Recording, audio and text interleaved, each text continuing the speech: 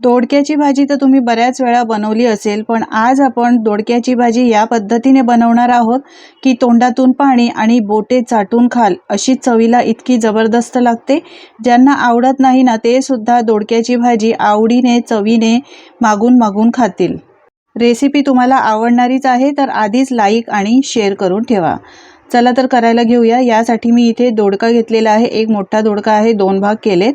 यानंतर याच्या वरच्या अशा शिरा काढायच्या। हे बघा या प्रकारे। दोडक्याच्या भाजीची वेगळी रेसिपी सुद्धा मी अपलोड केलेली आहे, ती सुद्धा एकदा नक्की पहा।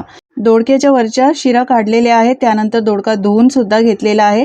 थोडासा दोडका खाऊन घ्यायचा आणि बघायचा, चावून तोंडात घालून बघायचा, कारण असा हा दोडका असतो ना, हा कधी कधी कडू असतो आणि अशीच जर बनवली तर भाजी आपली फुकट वेस्ट जाऊ शकते। यासाठी थोडंसं खाऊन बघायचं आहे आणि त्यानंतर याची भाजी बनवायची। तर दोडका मी असा चिरून घेतलेला आहे। हे बघा मोठ्या मोठ्या आकारामध्ये अशा फोडी करून घ्यायच्या, कारण दोडका शिजवल्यानंतर एकदम त्याचा आकार लहान होतो। एकदम बारीक करायचं नाही, थोडंसं असं मोठ्या आकारातच चिरून घ्यायचा।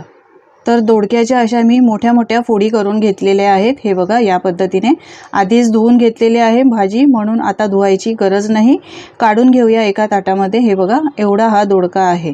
यानंतर या दोडक्याच्या भाजीमध्ये मी घालणार आहे वाल। तुम्हाला वाल माहिती आहेत का? हे बघा असे हे वाल असतात, मोड आलेले वाल आहेत, असे हे सोलून घ्यायचे। ही चवीला खूप छान लागतात। अशी वेगळी वालाची भाजी सुद्धा केलेली आहे, ती सुद्धा एकदा नक्की पहा, तुम्हाला आवडेल। पण दोडक्याच्या भाजीत घालून असे हे वाल बनवले ना तर भाजीची चव अजून दुपटीने वाढते। सगळे वाल हे बघा मी असे सोलून घेतलेले आहेत। हे एक वाटी भरून असे वाल आहेत। आता यानंतर या भाजीमध्ये घालण्यासाठी आपण मसाला बनवायला घेऊया। तर एक उभा चिरलेला कांदा घेतलाय आणि एक वाटी इथे सुक्या खोबऱ्याचे काप घेतलेले आहेत। तुम्ही ओलं खोबरं किंवा सुकं खोबरं किसलेलं असतं ते घातलं तरी सुद्धा चालेल। यानंतर 5 ते 6 लसणाच्या पाकळ्या आणि एक आल्याचा तुकडा घातलेला आहे। 2 हिरव्या मिरच्या घातलेल्या आहेत आणि घालायचे आहे आता यामध्ये मूठभर कोथिंबीर। पाणी थोडंसं घालायचं आहे, जास्त पाण्याचा वापर नाही करायचा आणि पाणी घालून आपल्याला हे मसाला वाटण करून घ्यायचं आहे। तर मी हे वाटण बनवून घेतलेलं आहे। मस्त असं आपलं हे हिरवगार वाटण तयार झालेलं आहे। हे बघा या वाटण्यामध्ये ही भाजी आहे ना खूप छान लागते, एकदा नक्की करून बघा या पद्धतीने। यानंतर भाजी करण्यासाठी तेलामध्ये जिरं घालायचं आहे। जिरं चांगलं तडतडल्यानंतर यामध्ये हिंग घालायची आहे। हिंगचा वापर नक्की करा, यामुळे भाजीचा फ्लेवर खूप छान येतो, भाजीला चव चांगली येते। हिंग घातल्यानंतर घालायचं आहे आपल्याला यामध्ये बारीक चिरून घेतलेला कांदा। कांदा घातल्यानंतर चांगला स्लो फ्लेमवर परतून घ्यायचा आहे। यामधला कच्चेपणा जाईपर्यंत चांगला असा मिक्स करून शिजवून घ्यायचा आहे। यामध्ये कांदा थोडासा जास्तच लागतो, मी मोठा कांदा होता तो एक मोठा कांदा घेतलेला आहे। कांद्याचा रंग आता बदलला आहे। काही मसाले घालूया।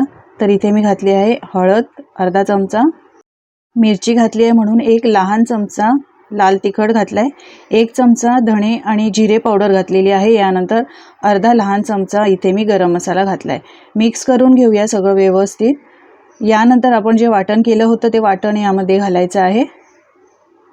या तेलामध्येच आणि मसाल्यांमध्ये हे वाटण चांगलं मिक्स करून शिजवून घेऊया, जोपर्यंत याला तेल सुटत नाही। असं चांगलं तेलामध्ये शिजवल्यामुळे याचा फ्लेवर सुद्धा छान येतो। चांगलं हे वाटण 1-2 मिनिटं शिजवून घेतलेलं आहे, तेल सेपरेट झालं आहे। आता यानंतर यामध्ये घालायचं आहे चिरून ठेवलेला दोडका आणि आपण जे वाल सोलून ठेवले होते ते वाल घालायचे आहेत। मंडळी, तुम्हाला माझी जर रेसिपी आवडत असेल तर एक लाईक करायला विसरू नका आणि तुम्ही ही रेसिपी कुठून पाहता हे सुद्धा मला कमेंटमध्ये नक्की सांगा, म्हणजे मी तुमचे आभार मानू शकेन। वाल घातलेले आहेत। आता यामध्ये घालूया चवीप्रमाणे मीठ आणि त्यानंतर ही भाजी चांगली या मसाल्यांमध्ये मिक्स करून घेऊया, म्हणजे मसाले व्यवस्थित या भाजीला लागतील। व्यवस्थित असं मिक्स करून घेतलेलं आहे। यानंतर आपल्याला यामध्ये पाणी घालायचं आहे। तर ज्या मिक्सरच्या भांड्यामध्ये मी मसाला बनवला होता त्यामध्येच पाणी घालून इथे घातलेलं आहे। पाणी जास्त सुद्धा घालायचं नाही, जेवढी गरज आहे भाजीला तेवढंच पाणी घालायचं आहे। आता मिक्स करून घेऊया आणि या भाजीला चांगली एक खळखळून उकळी काढून घेऊया। व्यवस्थित असं मिक्स करून घ्यायचं आहे।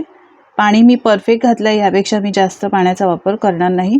याला एक उकळी आलेली आहे। आता झाकण ठेवूया आणि ही भाजी एकदम स्लो फ्लेमवर शिजवून घेऊया। भाजी एकदम स्लो फ्लेमवर मी 7 ते 8 मिनिटं शिजवून घेतलेली आहे। दोडका आणि वाल शिजायला अजिबात जास्त वेळ लागत नाही, यासाठी स्लो फ्लेमवर शिजवून घ्यायची। मध्ये मध्ये 1-2 वेळा याला मिक्स करून घ्यायचं आहे। मस्त अशी आपली भाजी तयार झालेली आहे। चिरलेली बारीक कोथिंबीर घालायची।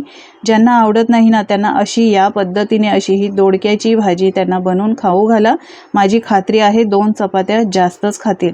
चवीला इतकी छान लागते. तुम्ही कधी या पद्धतीने बनवली नसेल तर एकदा बनवून बघा. दोडक्याच्या भाजीमध्ये बरेच पदार्थ घालतात. कधी यामध्ये चण्याची डाळसुद्धा घालतात, हिरवे मूग घालतात. पण वालाची भाजी अशी घालून तुम्ही कधी बनवली नसणार तर एकदा या पद्धतीने बनवून बघा.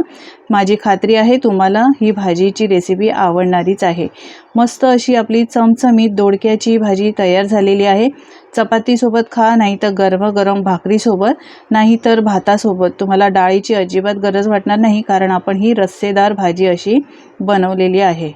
तुम्ही कशी भाजी बनवता मला तुमची रेसिपी शेअर करा, म्हणजे पुढच्या वेळेस मी तुमच्या पद्धतीने अशी ही दोडक्याची भाजी बनवण्याचा प्रयत्न करीन. आजची रेसिपी ही कशी वाटली हे सुद्धा मला कमेंट करून नक्की सांगा. आणि जराही आवडली असेल तर मित्रमंडळी आणि कुटुंबासोबत शेअर करा.